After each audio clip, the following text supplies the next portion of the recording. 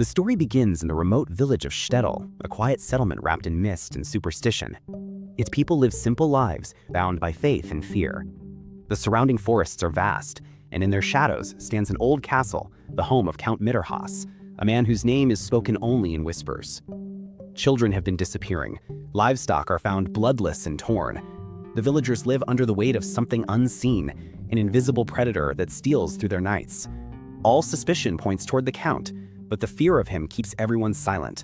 One evening, Anna Mueller, the schoolmaster's wife, walks the forest path toward the castle. She moves with hesitation, but also with longing. Within those walls, the Count waits, a creature of elegance and death. The candlelight flickers on cold stone, the air thick with the scent of blood and perfume. What binds her to him is not love, but a dark compulsion, a hunger she cannot name. The Count feeds that night, draining a young girl who never wakes again. Anna watches in a trance of horror and fascination. Her loyalty to him seals her fate and dooms the village. When the villagers finally rise, they do so with torches and fury. They storm the castle, finding the Count amid his feast. The scene burns itself into their memory, a nobleman revealed as a monster, and the woman who aided him. The mob brings judgment in the only form it understands. The Count is driven to the ground, impaled, and left to burn as the castle collapses around him. As the flames consume the night, his voice carries through the valley, promising death upon the children of those who dared to destroy him. Anna flees into the woods, carrying the weight of that curse and the seed of something that should never have been born. The castle falls silent, but the evil within it endures. 15 years pass. The village remains haunted, both by memory and by plague. The roads are closed, famine spreads. The people live behind barricades, trapped by fear of disease and by the legend that still lingers in every shadow. Then, one gray afternoon, a sound of distant music drifts across the hills. Soft, haunting, otherworldly. From the mist emerges a caravan painted in red and gold, its wheels creaking under the weight of wagons and cages. Upon them are acrobats, dancers, and animals that do not belong to this weary world. The banner reads, "The Circus of Night." The villagers, worn down by years of despair, welcome the strangers. Anything that might bring a spark of color to their gray lives feels like a blessing. That night, under the faint glow of torches, the show begins. The performances are mesmerizing, acrobats twisting in perfect unison, dancers whose movements seem almost hypnotic, beasts that move with unsettling intelligence. There is beauty in every act, but also something deeply unnatural. The people applaud, unaware that each display is part of a ritual. As the night deepens, the line between spectacle and nightmare begins to blur. The air grows colder, and in the hours that follow, another child vanishes. The villagers whisper of sickness again, unwilling to face the older fear that claws at their minds. In the days that follow, the deaths continue. The victims are pale, their bodies drained, their expressions frozen in horror. The local physician, Dr. Kirsch, begins to see a pattern that no rational man would admit. He investigates quietly, following signs that lead him to the edges of the forest, to the hidden corners of the circus grounds. What he finds there defies reason. Beneath the tents are coffins buried in the earth. Within them lie the performers, still, silent, unbreathing until disturbed. They are not travelers or entertainers, they are predators. Dr. Kirsch's discovery comes too late. The village is already under their spell. The performers move freely through the streets, feeding on those who dare to wander alone. The once bustling square becomes a hunting ground. The music of the circus continues, faint and mocking, blending with the screams carried by the wind. In the heart of the troupe is a man named Emil, graceful, handsome, and impossibly still. His resemblance to the old Count is unmistakable. He is the child of Anna and the monster she loved, the living embodiment of the curse that was promised years ago. Each performance, each death serves a purpose. Beneath the ruined castle, in the crypt that holds the ashes of Count Mitterhaus, his body begins to stir. Every drop of blood spilled in the village seeps back into the soil where he lies, feeding his return. As the final night descends, the sky fills with thunder. The circus prepares its last performance, but beneath the spectacle, something ancient is awakening.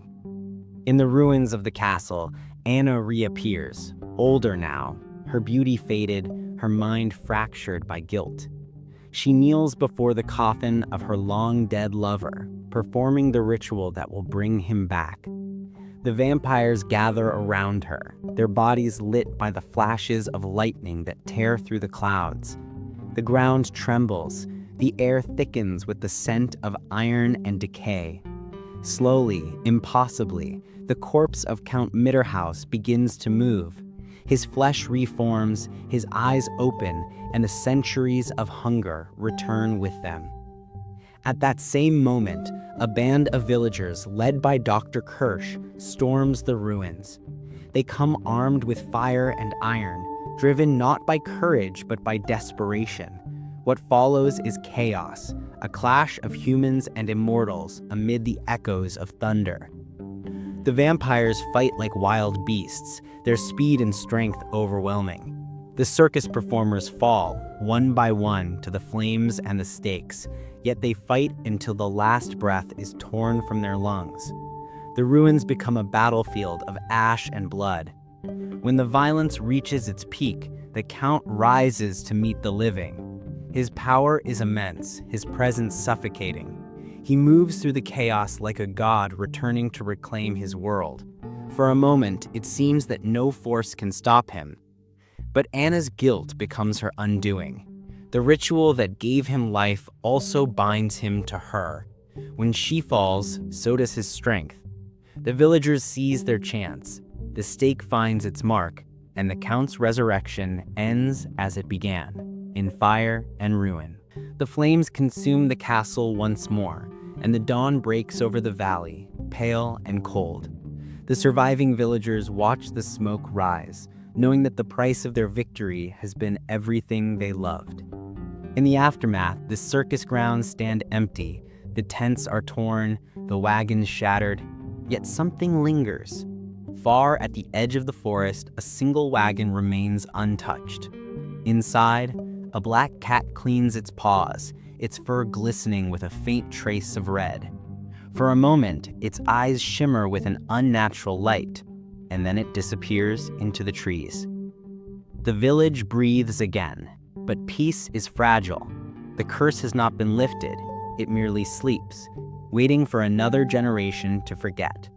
The sound of distant music fades into the wind, the melody faint but unmistakable. Somewhere, the circus still moves, a ghostly caravan, rolling endlessly through the dark, carrying with it the memory of blood and betrayal. Vampire Circus remains one of Hammer's most poetic horrors, a tale woven from guilt, beauty, and decay.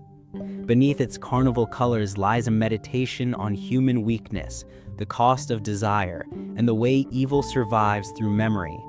It isn't only a story about vampires, it's a story about how people create their own monsters, and how love, once corrupted, becomes a form of damnation.